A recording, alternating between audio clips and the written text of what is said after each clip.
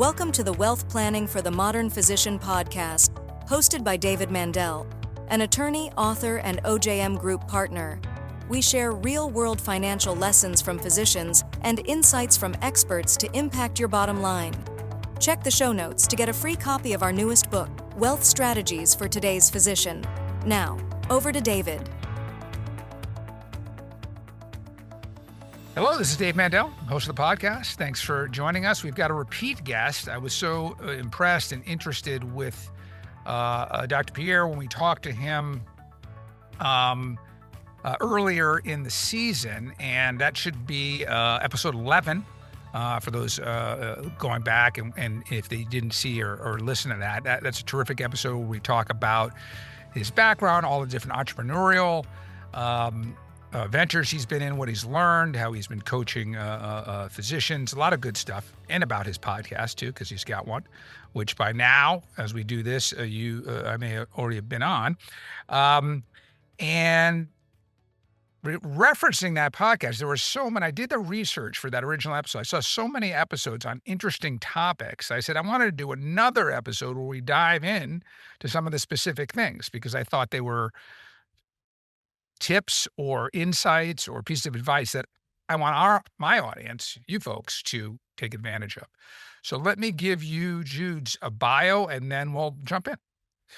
So Dr. Jude Pierre is trained in internal medicine and has been providing exceptional primary care since 2000 in the South Florida and Tampa Bay markets. He attended Howard University in Washington, D.C. as an undergraduate, where he obtained his Bachelor of Science degree in microbiology. Dr. Pierre completed his medical training at Albert Einstein College of Medicine in the Bronx, New York, and then went on to do his residency training at University of Miami's Jackson Memorial Hospital down near me, and the VA Medical Center based in Miami, Florida. Jude has collaborated and mentored new physician graduates entering the healthcare workforce to help providers avoid many of the pitfalls of the life in medicine. As internal medicine physician, he has developed a keen sense of the requirements for physicians and healthcare providers to be successful in a rapidly changing healthcare environment. He is the host of the Independent Physicians Blueprint podcast. And as I mentioned, and put all the links to all this stuff in the show notes, and has a coaching business for other doctors, which you can find at www.coachjpmd.com. So with that, Jude, welcome to the program. Thank you, Dave. Thank you for having me again. Welcome back, I should say. Yeah, I know it's been neat, and we're going strong with the podcast, and we appreciate you bringing us on again. Yeah, absolutely. So let's jump in. This is kind of, there's not really an exact theme to these other than sort of entrepreneurship and best practices. There were just sort of a grab bag of items when I was going through his podcast, the Independent Physicians Blueprint, that I thought, hey, let's tackle those. So first one, you, in one of the episodes, you talk about some rookie mistakes docs make when buying their first or second home. Let's jump into that. Yeah, rookie mistakes. I think, when you think about what I've done, my rookie mistakes, 100% financing was a rookie mistake, I think. You have to have some skin in the game. Yeah. So, as an entrepreneur, as a new buyer, 2008 happened because of that rookie mistake. Yeah. People didn't have equity in their properties, and they were upside down within several months of owning property. So 100% financing, I think we should try to avoid. And then buying too much house. A lot of physicians, especially when they're coming out, they buy too much house. So they would jump from salary, they double, triple their salary, and then they say, hey, you know what? My bank will give me a mortgage for a $2 million house based on my salary. Don't do it. Pay off your debt. Get things in order before you do that. And guarantee. And a lot of times, physicians don't understand that their first job is probably not going to be their long-lasting job. It's usually the second or third job that physicians stay at for the longest. So when you buy that $1 million house and then you have to change jobs or have to sell that house, you may not be able to sell that house at $1 million. So you may be taking a loss. Well, if you have no equity in it because you did 100% financing, you're in trouble. That's right. So I totally agree with you. And I know I've mentioned this before, but I want to look at and figure out when I had another doc on who was talking about this. So I want to make 2 or 3 comments here. Here it is. So one is, yeah, the 100% financing, yeah, skin in the game is important. And even if someone will give it to you, doesn't necessarily mean you should take it, which yeah, is the same scene as the larger house, right? So a couple of thoughts. Um, uh, Forget about even physicians. I know I've seen this. I can't reference it right now, but there is data out there that shows that people who have a shorter commute with a smaller house are much happier than the bigger house in the longer commute, right? Because typically you can get more house, farther from the center of a city, right? And the Americans, especially, were kind of built in to be like bigger is better, right? yeah, McMansions and more square footage and all of that. Um, and yet, just from a pure happiness point of view, what they've studied, and anybody can go out and read and Google this up, but that having the smaller house, less space for the same price, but being closer to wherever it is you go, work, school, where your life is, your kids' schools, et cetera, will make you happier. Okay. And isn't that the whole point? yeah. The second piece of it, the more financial piece, is the concept of lifestyle creep. And what I was looking on my phone was to look back at the episode. So I've told you about, there's a doc down here in South Florida, is at a Cleveland Clinic as an Should write orthopedic this up. surgeon. He is a Haitian background, like Jude is. And we had him on the podcast along with his partner in 2020. It was episode, let's see. Let's see. I just had it there. Yeah, episode 13 of the first season there, and that was on financial therapy because even though he's an orthopedic surgeon at Cleveland Clinic, he went on got a financial therapy certification, and he Cool. has a small practice. Mainly, he's an orthopedic surgeon every day, but he's just so interested in this and helping other docs, of overcome their money scripts, which is kind of a term that financial therapists use, right? Which Interesting. is we're all kind of have these scripts that are inherent based on how we grew up in terms of what we think about money. And a common one for docs is as they start to make money is I should have the big house, right? I should have the nice car, etc. And I think what you're saying is that may not always be the right decision. And to resist that impulse and not go for the bigger or more expensive because you can get it. Absolutely. So, Absolutely. that rookie mistake is one I've heard from others, and it makes a ton of sense.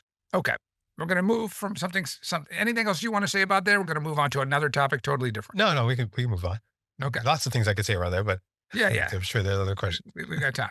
So, what is a medical scribe, and why would a physician Ah, hire? That's a great. you've episode on the scribes and how that was my game changer in the Yeah. practice. Let's talk about So that. I haven't had yeah, anybody talk about that in 5 seasons. so prior to 2000, prior to COVID, I guess to 2000, it's COVID 2020.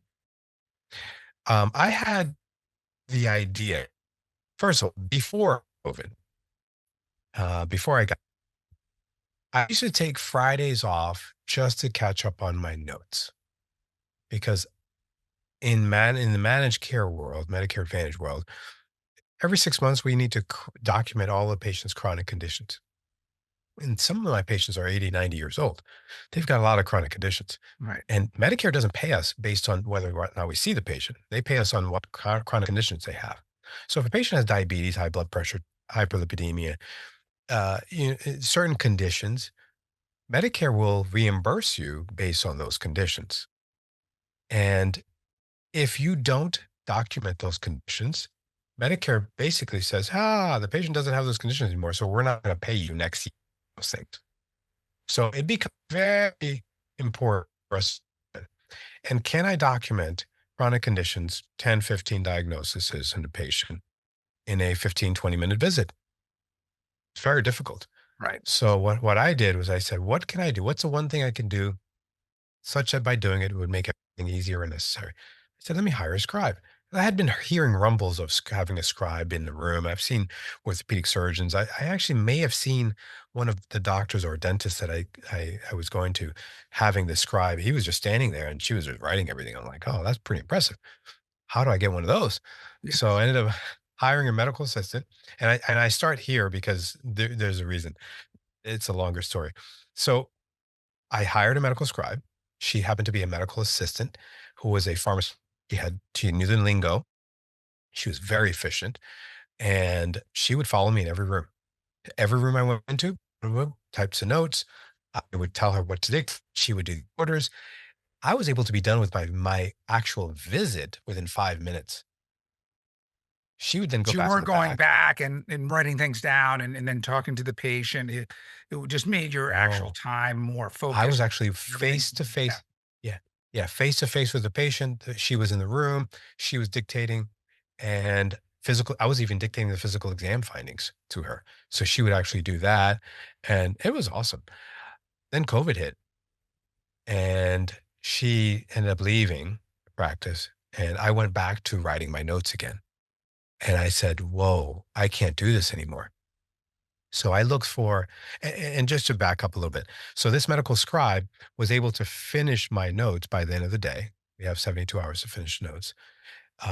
Orders were put in for the patients. I was able to then go back, kind of review stuff. She knew what the standard therapies were for most of the things that we were doing. So it was a much simpler process for me to then sign off on all the notes. So that's what a medical scribe is.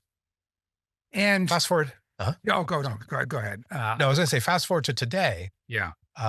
When she did not come back to work, I hired a virtual scribe. Okay. So a virtual scribe is someone that is in the room with you with a high power microphone. And so now I have someone that actually logs in a secure Zoom channel from a remote location where she actually listens in on the conversation. And I'm doing a little bit more because I'm actually inputting the physical exam findings in certain orders and things that make it a little bit more efficient. But for a set fee per month, I'm able to now hire this scribe who's cheaper than my in-house scribe because now I have no benefits to pay. And I also don't have the things that were happening with my scribe that was in-house that I don't have with a virtual scribe. The interactions with the staff and, Sure. you know, directing and, the people issues that I was having with, Well, also, I I would don't have with imagine, scribe. with a human being there, you might have a hip issue. Patients have to sign something because there's somebody else there. I don't know how that works, but Yeah, not so much because they okay, still are an employed physician, okay, an employee. I It see. was more for confidentiality though. So I had Confidentiality. Sorry. male patients come in and say, "Hey doc, can you not have her come in the room?" Like, "Why? I really need her to be here because she's writing my notes." Right, right, "No, right, I really have something to talk to you about that's really confidential." I'm like, "Okay." So right. that was an issue. I When see. I went to the virtual scribe, there was less of that issue because within 2 seconds of the visit, they forgot that the scribe is Right, there. right, So right. and then they're just typing for me. So definitely better to have a virtual scribe in my practice. Yeah. And so that was a game changer for me. And did you ever look at dictation software as an option that either did the job or didn't do the job? I did. And I know a lot of surgeons do that, and a lot of subspecialties do it.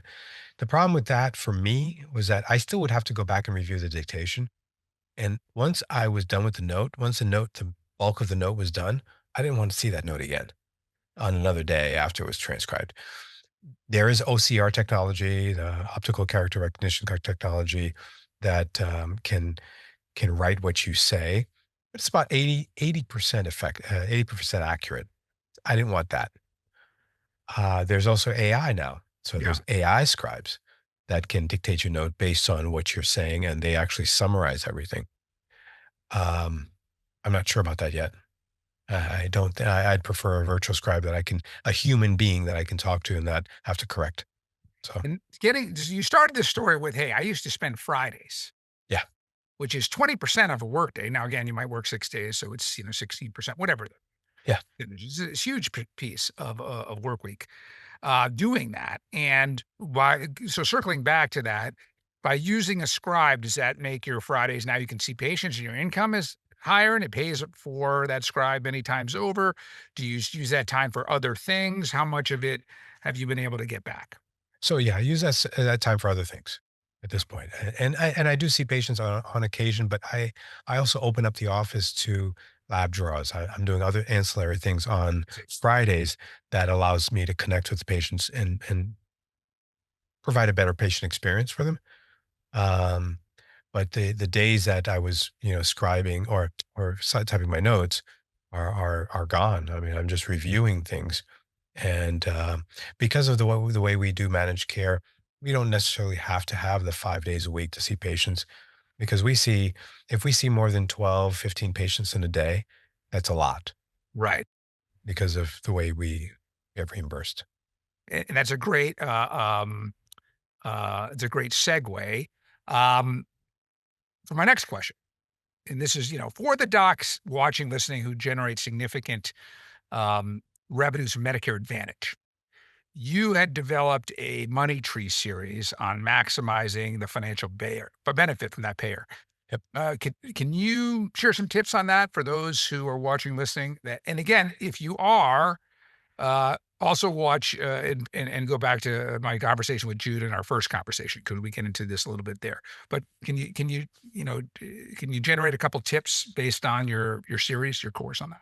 Well, Medicare Advantage is going to be taking a major hit, or has taken a major hit over the past year, and if things don't change, it's going to take another hit next year. So with Medicare Advantage, we get paid whether or not we see the patient a monthly capitation check.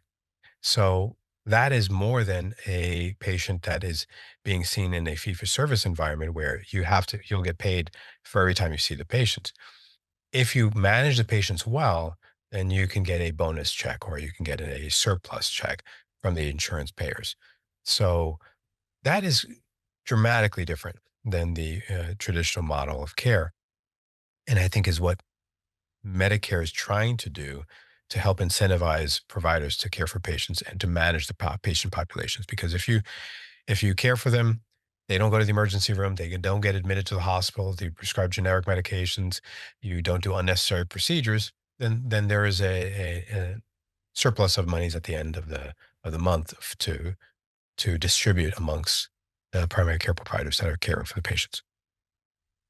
Yeah, it makes sense. Yeah, it makes sense. And you I know you've got a whole course on this, but that from just a business thinking or operational thinking, that sets up different incentives and it sets up different best practices to provide that care.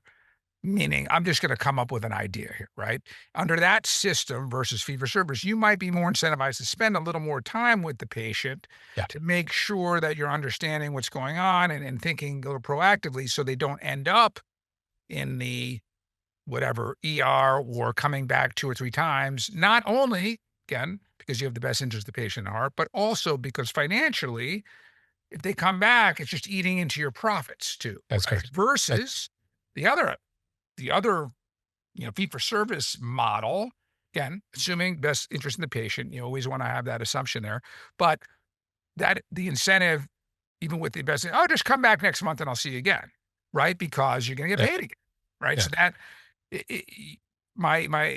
it's not surprising that you developed a course on this after thriving in it because it is different than, a typical, if I'm just stepping back from even medicine, a typical service business where there's some incentive to have you come back again, right? That's why people, are worried, it's like flat fee, doing a legal work, like doing your wills and trusts for somebody a flat fee. Well, I don't have incentive to keep having lots of phone calls, whereas I'm paid by the hour, I might be. Again, Yeah. try to do Yeah. what's best for the patient or the client, but you can't avoid these incentives.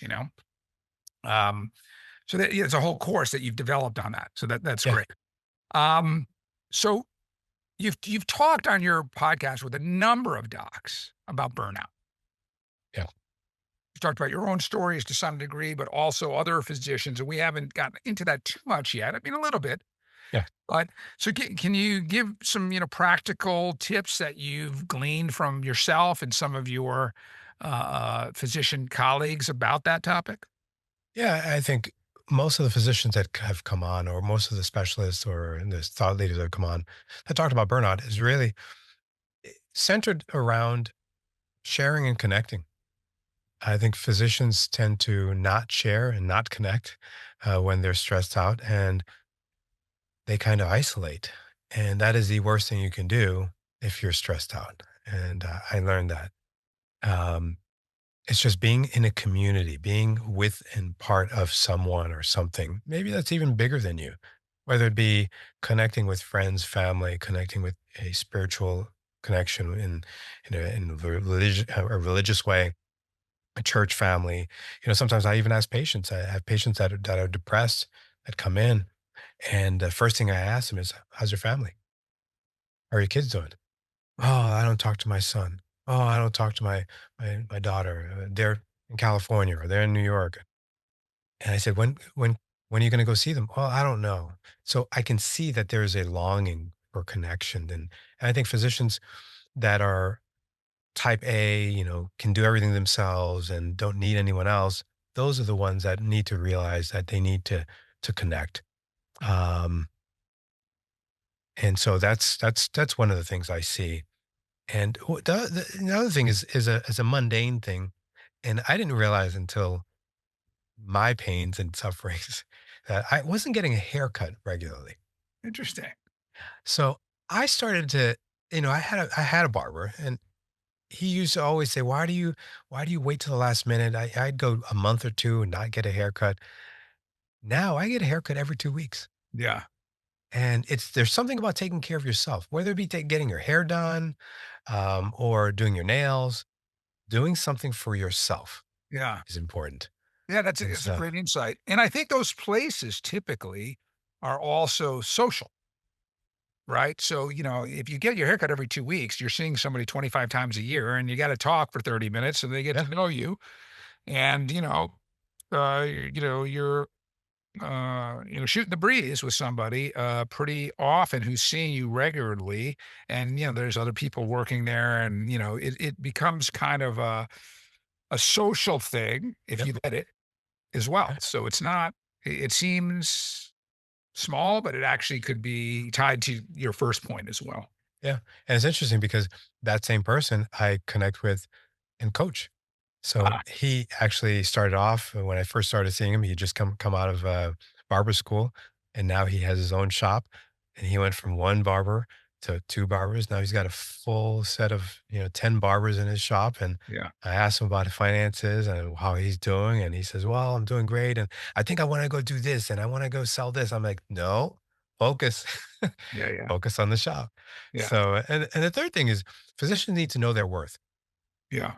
And it's like that in every industry, but I think in the physician world, we think that, we're taking care of patients, and, we have to not accept a fee, or, if the patient can't afford it, we'll give them a discount. No, no, no, no.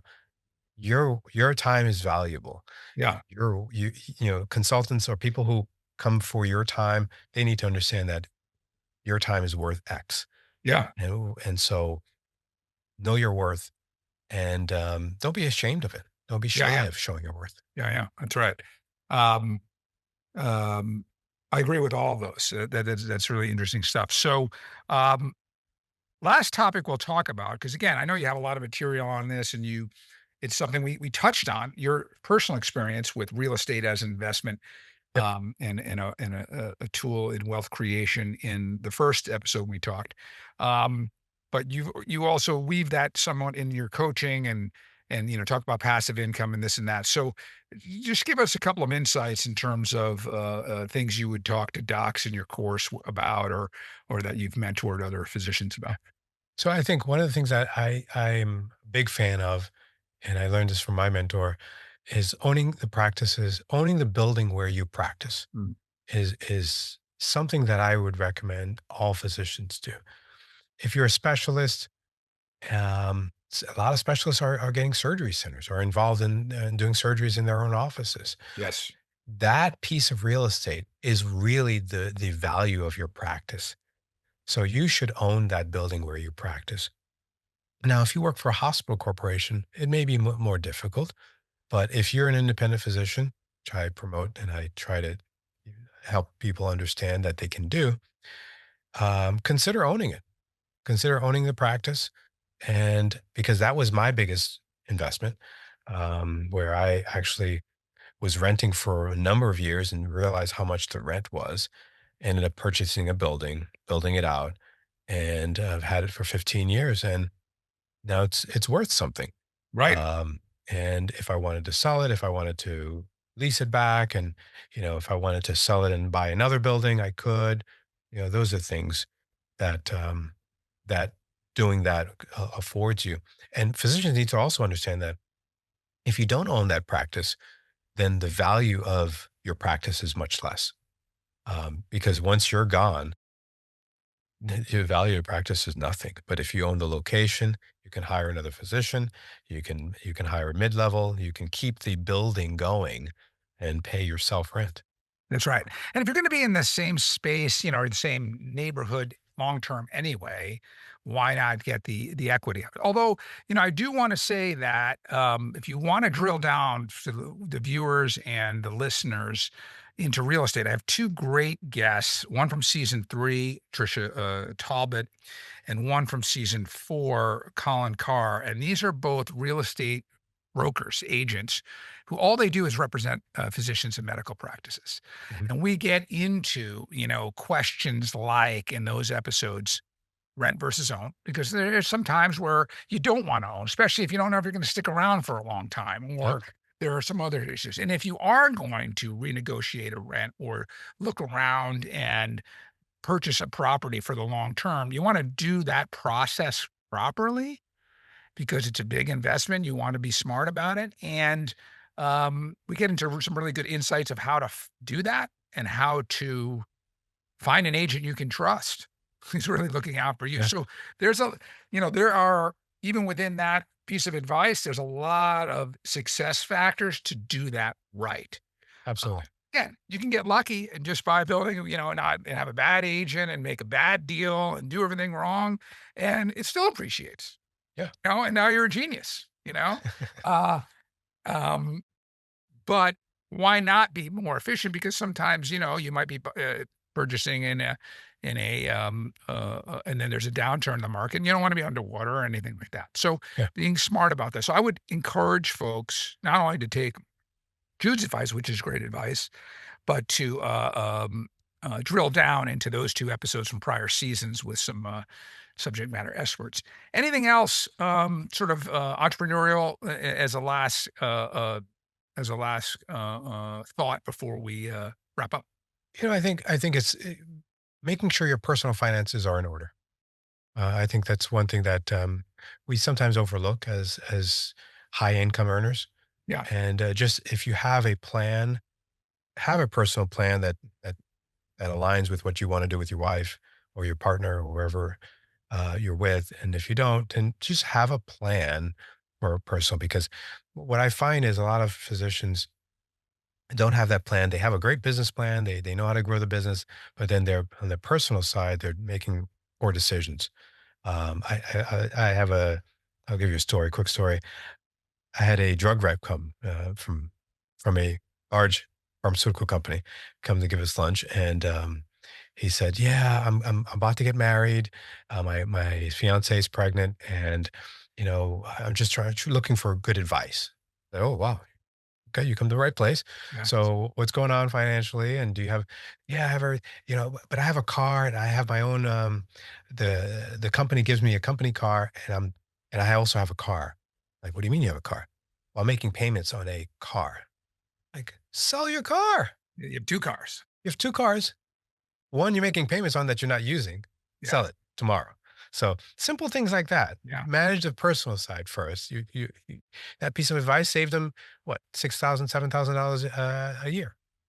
So Obviously in this case, you're preaching to the choir. This is what we do. This is what we help clients with for decades.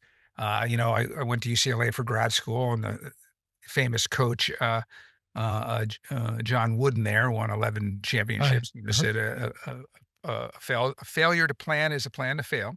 Yep. And, a lot of docs do fall into this a bit. Obviously, we self-select. The people who are going to be watching, listen to us are proactive. Yep. People who get our books are proactive. The people who come to us and become clients are proactive. But there is a general, common sense of physicians that I'm just going to work as hard as I can, make the income, see as many patients, and then it'll all work out in the end. And again, like I was saying with the real estate, in many cases, it will, right? Because if you have a high income and you do a decent job of saving and you don't completely make big mistakes, you'll probably get there. You could have been a lot more efficient. Yeah. It could have been a lot, and your spouse, if you have one or a partner, you're dragging them along, and they may not be so laissez-faire with just, hey, hopefully it'll all work out if I just keep seeing patients, which I love to do. They may be more, well, what's going to happen if we need to, pay for a college education or want to retire? So yeah, I totally echo planning. Even if you're young and even if retirement and these things are way out, it's still, I think, helpful. And it gets into, I think, also burnout because Yeah. if you're saving and you're leading to, you can see point B out there, even though it's a way out, but you're making the steps. You don't feel so stressed that I'm not getting anywhere versus if it's just sort of, yeah, I hope I get there and I've never really planned anything. That can be stressful. Yep. In and of itself. So, Absolutely. Jude, thanks so much for being on. And Yeah. really appreciate it. Really interesting insights, everything from haircuts to scribes. We covered it. Awesome. And to everybody watching and listening, thank you so much. If you enjoyed the content, as always, leave us a 5-star review. Give us a referral to your colleagues and friends. Get copies of our free books. You know how to do that. We're always happy to chat with you. And look for another episode in another couple weeks. Thank you so much. Thank you. The Wealth Planning for the Modern Physician podcast is brought to you by OJM Group, a multidisciplinary wealth management firm dedicated to helping physicians build and preserve their wealth while reducing taxes. Episodes from previous seasons are available on Apple Podcasts, Spotify, YouTube, and other popular platforms. Podcast listeners can get a free copy of our newest book, Wealth Strategies for Today's Physician. Simply text WPPOD to 844-418-1212 to request your free copy. Be sure to join David every 2 weeks for the newest episode of the Wealth Planning for the Modern Physician podcast. This podcast is being provided for informational purposes only. The ideas and opinions expressed on this show by Mr. Mandell and his guests do not constitute legal, tax, or investment advice or a recommendation of any particular security or strategy, and do not represent the opinions of the underwriters of this programming. Any information prepared from third-party sources is believed to be reliable, though its accuracy is not guaranteed.